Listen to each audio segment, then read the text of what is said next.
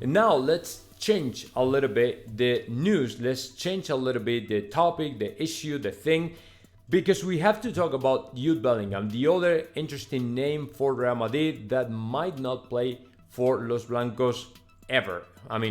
Never, nunca, okay? So Jude Bellingham apparently has been in the radar of Real Madrid, has been targeted by Real Madrid for quite so long. But the problem is the player is crazy about playing in the Premier League, not in Real Madrid.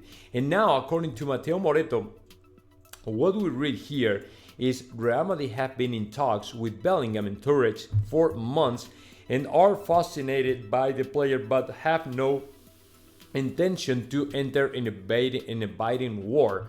So this is pretty obvious, man. Over the last weeks, we were told the player, Borussia Dortmund has been asking about, or the player might cost about 120 and 150 million. That's absolutely crazy for Real Madrid, and it's not a price Florentino Perez is willing to put on the table, as the player is a very good player, is a racing talent and all the stuff, a racing star, but for Real Madrid is not like crazy necessary, right? It is good in terms of replacing to Toni Kroos and Luka Modric and all this stuff, right? But it's not kind of like, okay, we really need this guy, like for right now, like a number 9 or something like that. No, it's not that kind of guy. It's not that type of player. So my opinion is, yeah, let's slow the things down. If he wants to come and play for Real Madrid, and we have to pay 80 to 90 million, it's awesome. It's good. It's a big deal. Just go ahead, go for it, get it. That's it. But if he doesn't, man, just relax. Just relax. There are more players out there. And he also has to prove everybody he's ready to go in a big club. I think that the World Cup he's performing is great. He's doing, he's doing a good job with England national team. But when it comes to clubs, man, it's a little bit different, right? In the national team, it's you have the opportunity, but if you don't outstand, if you don't outperform anybody, it's like kind of okay. Because you are surrounded by the best players in the world, so it's kind of understandable, right? But when it comes to clubs, like teams like the Premier League or domestic league or something like that, it's different, because you are supposed to be the leader, right? And you have to pull out to the rest of the players, right? In order for you all to win every single thing, to be the most important, you have to play a way different role in your club than the role you're playing in the national team. It is a completely different story. So it's going to be a test for him as well. So if he signed for Liverpool and Liverpool is willing to pay, say for example 150 or so, I'm okay with that. It's not my money, it's not Real Madrid, so let them try and see if the player is ready to go, because that is the other big question in the air all the time. When you sign up a player, for example, Erling Haaland is working really good in Manchester City, right, for now. But remember Jadon Sancho. He was doing a great job in Borussia Dortmund, doing great performances. He was arguably one of the best players in Dortmund, right? And what happened to him when he come to Manchester United, right? And Manchester United paid 90 million euros for Jadon Sancho. That's one, but there are more. Say, for example, Timo Werner. Say Kai Havertz. Say Ziyech. Say Ronnie van de Beek. A bunch of players that when they made it their way on the Premier League, they failed completely, right? And the club that was signing them failed completely because they paid a lot of money for players that were not really tested, right? And they needed probably more time to become better players. But they didn't wait. They brought them over, and finally they failed. Both of them, right? The player and the club. And they paid a lot of money. And let me tell you something, that happened to Real Madrid as well with Luka Jovic, right? We thought he was great. We thought he was the best one. And he was probably great for Eintracht the Frankfurt, but not for Real Madrid. You know what I'm saying? So that is the kind of thing you have to keep in mind every time you go out to the market to sign players. It's pretty obvious, man. You're gonna get it wrong if you have signed a non-tested player, right? And to me, that kind of thing can happen with Bellingham. Right now, it's quite impossible to think about that, right? Because Bellingham has been doing a great season in Borussia Dortmund so far. But man, just think about it. Think it twice. You have to think about the future, not the present. In the present, he's working great, but you don't know what's going to happen. He might be affected by the teammates, by the city, by the new country. I mean, for him, it's not a new country, right? But even with that, the adaptation process might be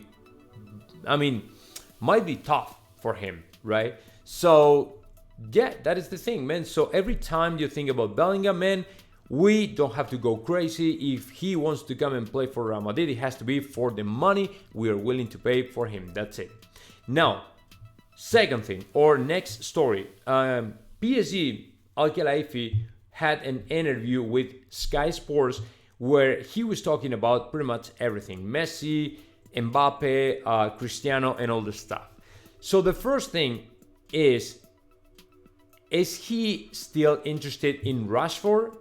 He said, we were interested in Rashford last summer, but it wasn't the time. The timing was not in our favor and we couldn't make it. And then next year might be, he will be free, right, to sign it because his contract is going to expire right now. Next summer. And Al-Khelaifi might go ahead and try to sign him, right? But it's not quite sure. Nobody's very, very sure about that. So in terms of Kylian Mbappe, he said, for me, he's a great player, he's a great person, I trust him. So to me, it was essential for him to stay in Paris. And of course, I trusted his family, I trusted him, and we created a special relationship with the player and with them. So he's going to face off England, and it's a great player, but that's it. So he didn't say really anything, right, about that. In my opinion, there's something going on with Kylian Mbappe, but not from his side, probably from Mbappe's side. But this is something that we will learn, anytime soon. I'm pretty sure that we will hear something about Kylian Mbappe again. And then he denied, right, the signing of Cristiano Ronaldo. As you know, Cristiano Ronaldo has been attached to PSG for quite long.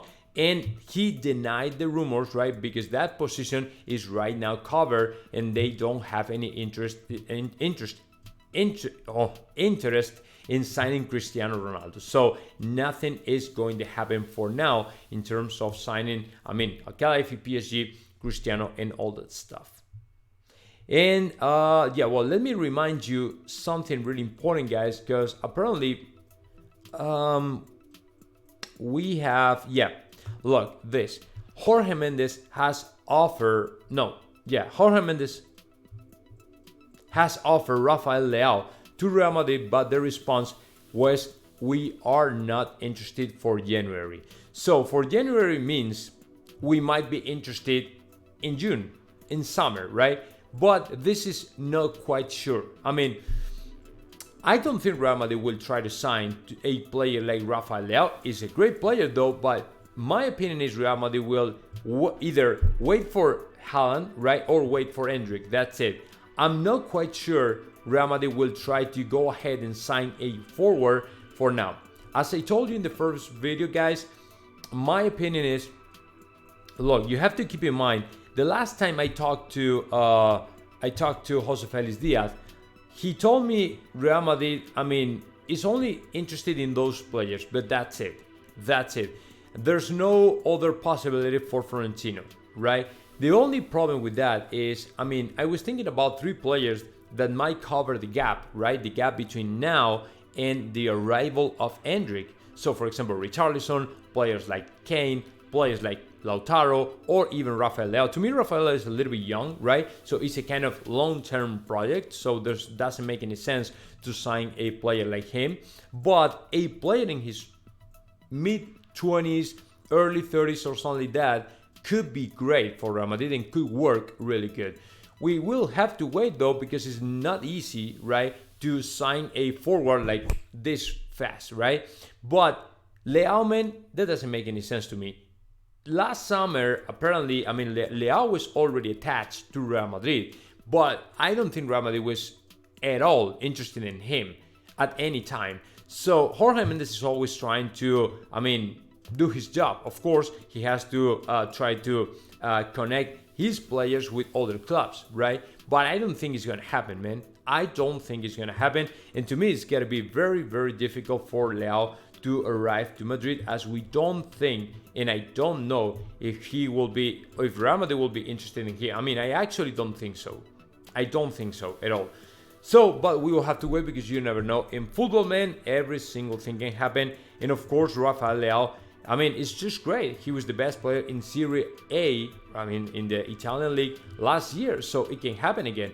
But in my opinion, we will have to wait a little bit more. I mean, it's not quite sure that he will, change his team right now. I think that he's happy in Milan, and I don't think that this kind of thing will happen. But like I said, you never know, man. We always have to be alert.